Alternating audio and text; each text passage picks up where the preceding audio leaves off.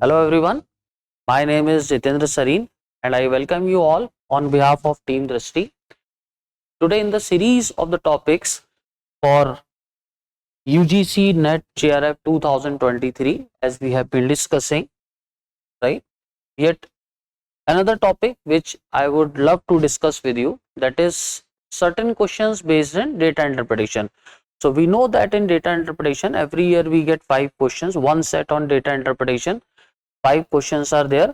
So some of the times questions are very simple observation based, because that is DI, data interpretation, right? And we can solve all the 5 questions, I can say, within 2 minutes or 3 minutes time, right?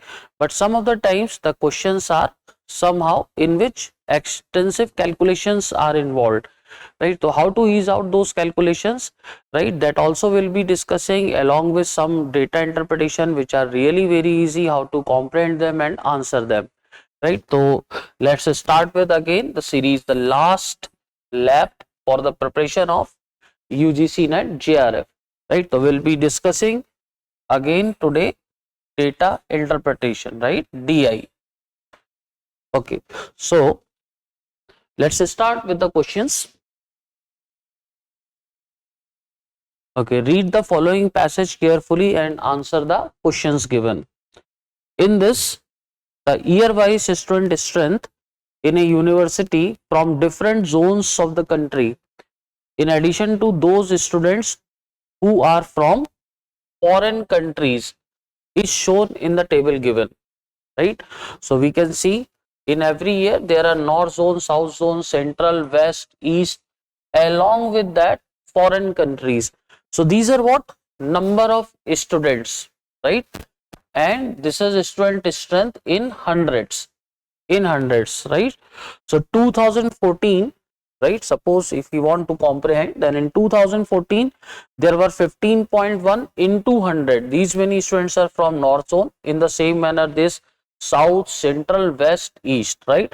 So 5 zones and one more, that is from foreign countries, right? How many students are there?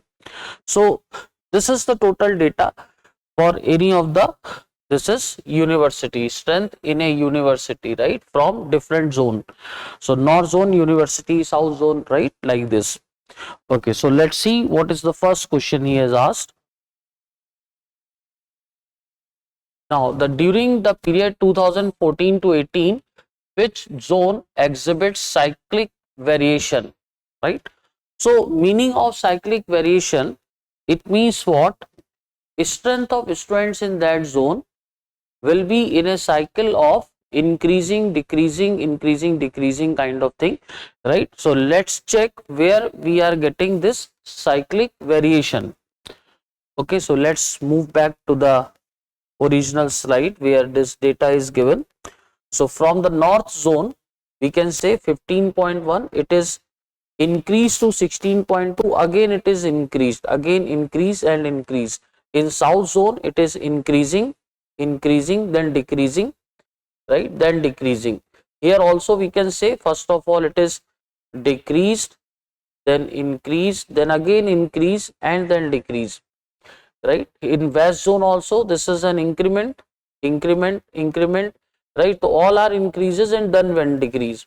In east zone, can I say, from here 8 point, this is decrease, then increase, then decrease, then increase, right?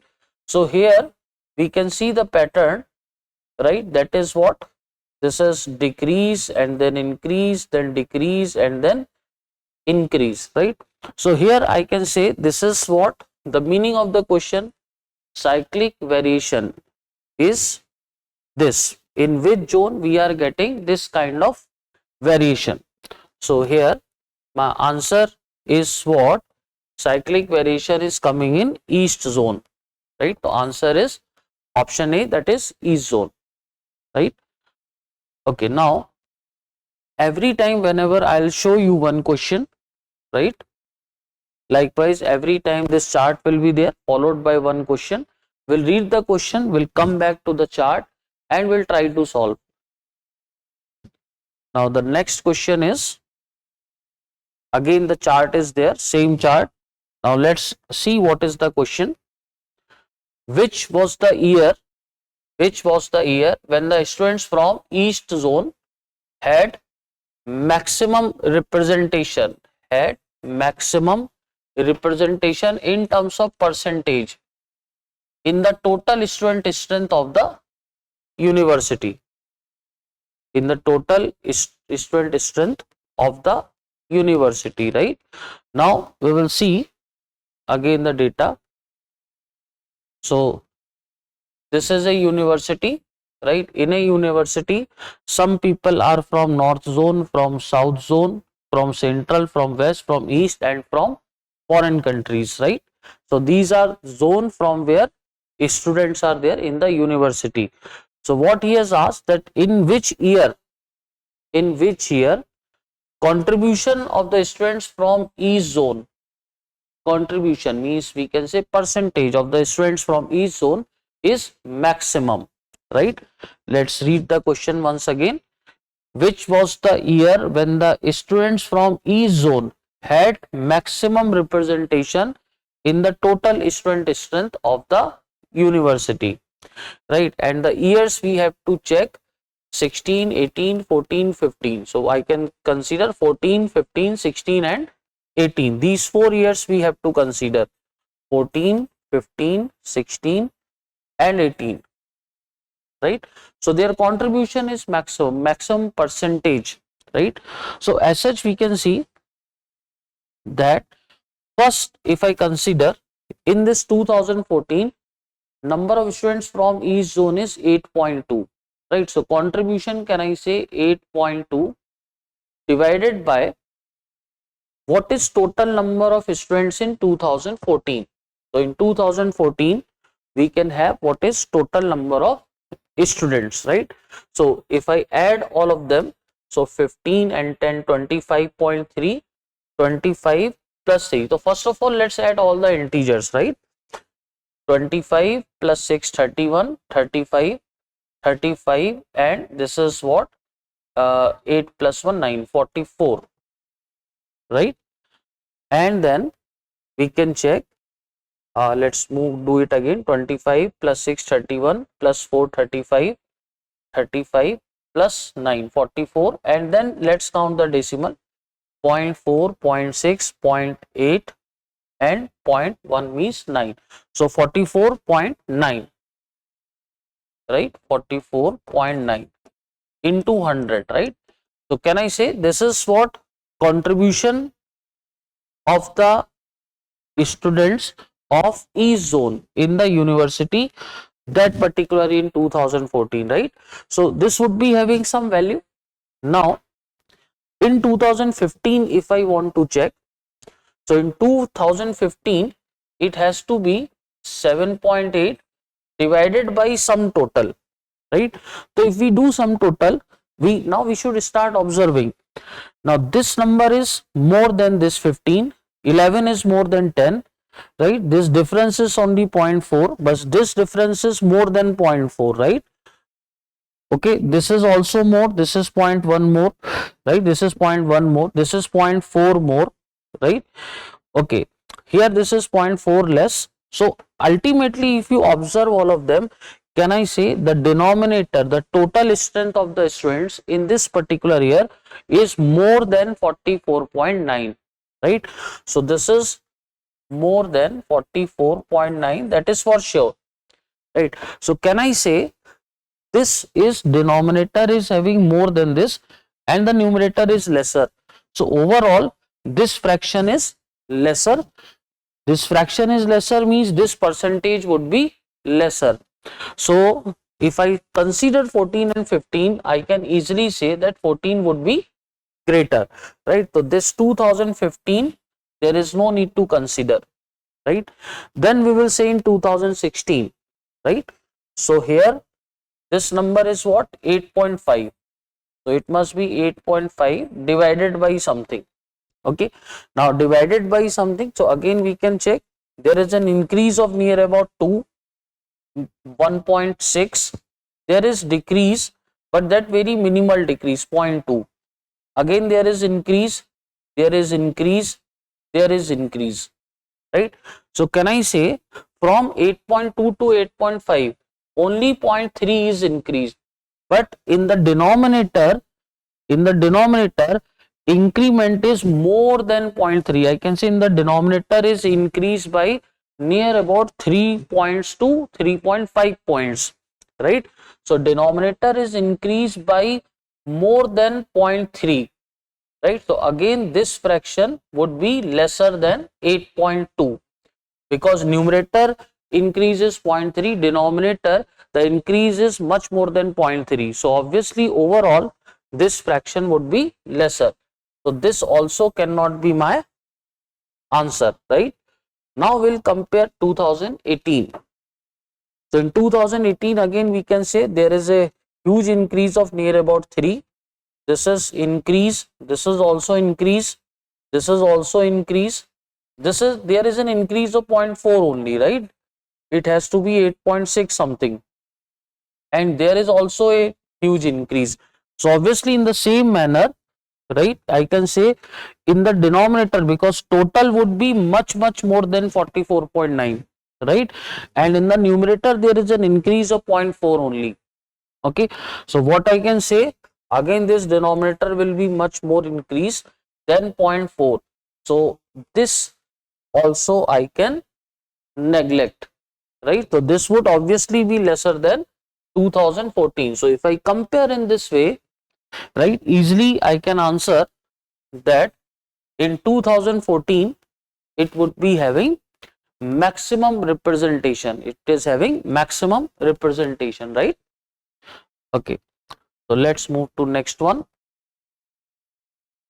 Again the same table. Let's see the questions. In this, which category of students have registered overall maximum growth rate? Maximum growth rate means percentage from 2014 to 2018, right? So which category of students is increased by maximum percentage? By maximum percentage, this we have to find. So likewise here foreign countries, then west, north, east, right? So let's move to the table. West, north, east and foreign countries, right? So if you see the foreign countries, right, from 1.2 to 2.5, so can I say if it is 1.2 to 2.4, if it becomes double means growth is 100%. If it is more than that, so I can say growth is more than 100%, right? More than 100% growth. It is getting more than twice.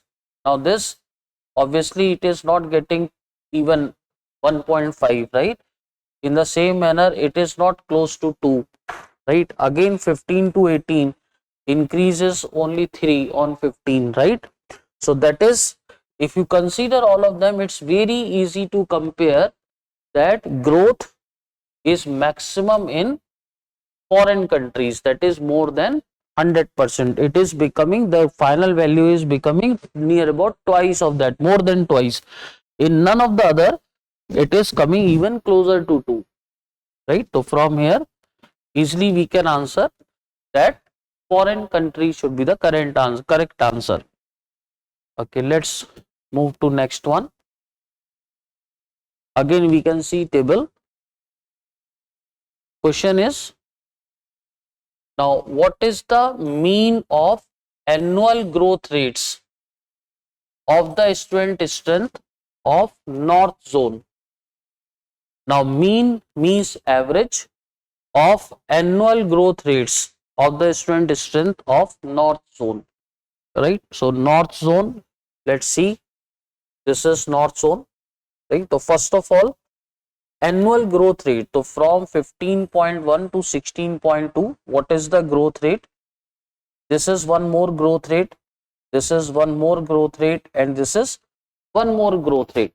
So these 4 growth rates will be there. So we have to calculate from 2014 to 15, what is the percentage increase? So percentage increase, we can see what is the change, what is the difference. 1.1 on 15.1, here this is 1, this is 0.2 to 0.4, 0.2 is the growth. 17.4 to 18, 0.6 is the growth, right? Okay, now every time we have to calculate it as percentage. So 1 is what? 1.1 as a percentage of 15.1. So let's calculate 1.1 as a percentage of 15.1. So that is what? Into 100. So that is 110 divided by 15 for the calculation purposes. So approximately 15 into 7 is 105, then 50. So near about 15 into 345, near about 7.3%, right? Next we will see there is a growth of 1 on 16.2. So 1 on 16.2 into 100, right? So that is 100 divided by 16, right? So near about, this is 16 into 6, 96, then 40, 40, 16 into 2 is 32. Why I am taking only 2? Because in the denominator that is 16.2, so near about 16.2%. Then next is 0.2 is the growth on 17.2. So 0.2 is what percentage of 17.2 into 100? So that is only 20 divided by 17, near about, considering in the mind that this is more than 17, right? Now this is 1, 17 into 1, then 30, right? Near about 1. So 1.1%, okay? And then in the last, 0.6 on 17.4. So 0.6 is what percentage of 17.4? So this is 60 divided by 17. So 17 into 3 is 51, right? And then this is what? 9. So for 9 I can say this is close to, let's say, 5, 3.5%, right? So these are the growth rates and we have to find average of all. So for finding out average we have to add all of them. So 3 plus 2, 5, 5, 10 plus 1, 11, 1 is carry, 8 plus 6, 14, and 4 is 18, right? So near about 18.1%, right? And then we have to find average of this 18.1 divided by 4. So can I say 4 into 4 is 16, then 2, right? So near about that is 4.5%, right? So if we see the answers, the closest answer is what? Option B. So correct answer is B option, 4.5%.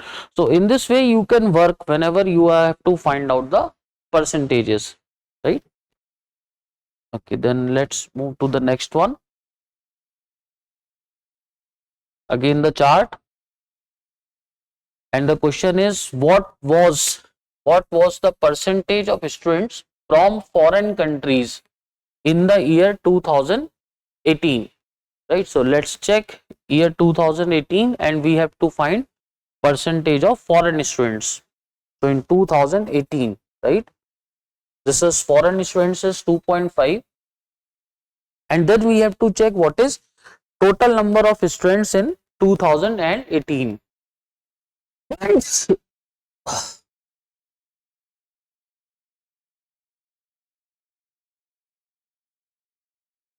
Okay, let's see. Now we have to add all of them. So try to add in a manner, likewise 0.6 and 0.4 will become 1. So can I say this is 10 plus is 16 plus 1, 17. This also I can add 5 plus 8, 13 plus 1, 14. Right? This way we can add, this is what? 18. So this is 18 plus 17 plus 14 plus 2.5. Right? So we can add all of them. So this is 35 plus 14, 49, 49 plus 2.5, that is 51.5. Total is 51.5, and 2.5 is what percentage of 51.5. So let's calculate. 2.5 is what percentage of this, right?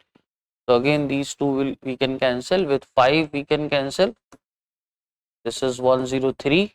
So 500 divided by 103%. So that has to be 4 point something. So there are two options with 4. Let's check. And this is what close to 5, right? Because if I take 5 times, that is will be 515. So can I say that should be close to 5, more than 5 and close to 5. So close to 5 and more than 5, more than 4, right? Then my answer should be what? 4.85. So near about that will be 4.85%, right? So this is how we can reduce the calculation part. We can ease out the calculation part, right? Just do some calculation, just check with the help of options also, right? That will definitely help you out in the questions where calculations are involved, right? Okay, now we'll see one more question, one more set of DI.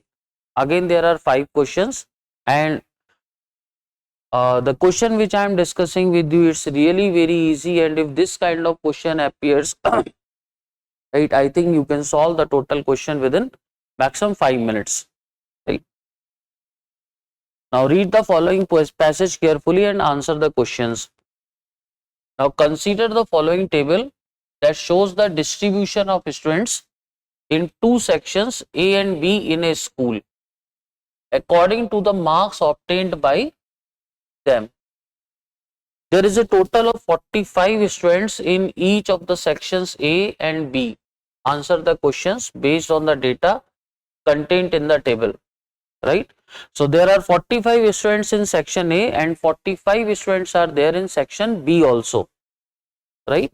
Now let's see what else are given. Okay, now this is marks interval 0 to 9 where 0 is included, 9 is also included, right? In the same way, so number of students in section A who have got marks in the range 0 to 9 is 2. Section B has got 4 students, right? Total number of students in section A is 45, section B is also 45, right? Total number of students, right? We can check that also. 2 plus 5, 7, 17 plus 12, 29 plus 4, 33 plus 12 is 45 in the same manner there, right? So these are different ranges of marks. These are number of students who are in this range of marks for section A as well as for section B. Okay, now we'll see the questions. Now, how many students in section A have obtained 30 or more marks but less than 50? More than 30 but less than 50, right? So can I say we have to consider 30 to 49, right? These many marks. Now let's move back to the table. So more than 30, 30 to 39 there are 4, 40 to 49 there are 8, right? So can I say this is only number of students in section A who have scored more than 30 but less than 50. So 4 plus 8 total is what? 12. So option A is the correct answer. See how easy is this? Right. Again, the same table is there. We know that number of students is 45 both in section A and B. Now let's see what's the next question. If the pass marks is 40, approximately what is the percentage of successful students in section B? So passing marks is 40, percentage of successful students in section B. Now let's see how many students have got more than 40 marks, right? More than 40 marks. Can I say all those students have got more than 40 or equal to 40 marks? So this total is what? That is 23. So 23 students have passed the exam. Out of 45, 23, right? So can I say half of 45 is 22.5? This is 23. So that should be slightly more than 50%. Slightly more than 50%, right? So can I say the answer should be here slightly more than 50% is what? 51%. So second option should be the correct answer, right? Okay, again same table. Let's see what is the question? How many students in section A and section B have obtained 50 or more than 50 marks? So in both the sections, we have to count again number of students who have obtained 50 or more. So we can see 50 and more, right? These is students. So how many students are there in section A? 11 plus 5, 16. How many sections students are there from section B? That is also 16. So can I say total number of students from both the sections is 16 plus 16, that is 32, right? So my answer from here is option C. So some of the times you get questions like that also, which are really very easy. You can write the answers to all the 5 questions easily within maximum 5 minutes, right? Okay, now let's see further.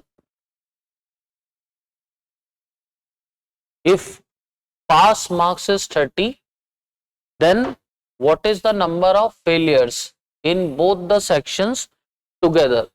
Now we have to find number of students who have scored less than 30, right? Because passing marks is 30. So can I say less than 30? These are the students, right? So here in section A there are 17 students. Here in section B there are 9 plus 9, 18 students. So total number of students together is 17 plus 18, that is 35 students. So my answer from here is 35, right? Now, okay, in this, how many students in section A and section B together have obtained marks less than 10? So for both the sections together, less than 10. Now let's see the table. Less than 10, right? So can I say this is what? Only these are the persons who have got less than 10. So here it is 2, here it is 4. So 2 plus 4. So total number of students who have got less than 10 is 6, right? Okay, now this is the correct answer, D option. Okay. So guys, in this particular presentation, right? In this particular presentation, we have discussed again 2 sets on data interpretation.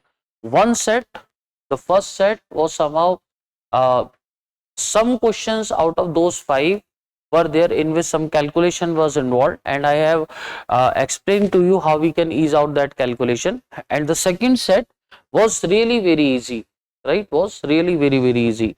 So these 2 sets I have discussed in this particular session, right? Hope it will benefit you. Thank you very much. All the best.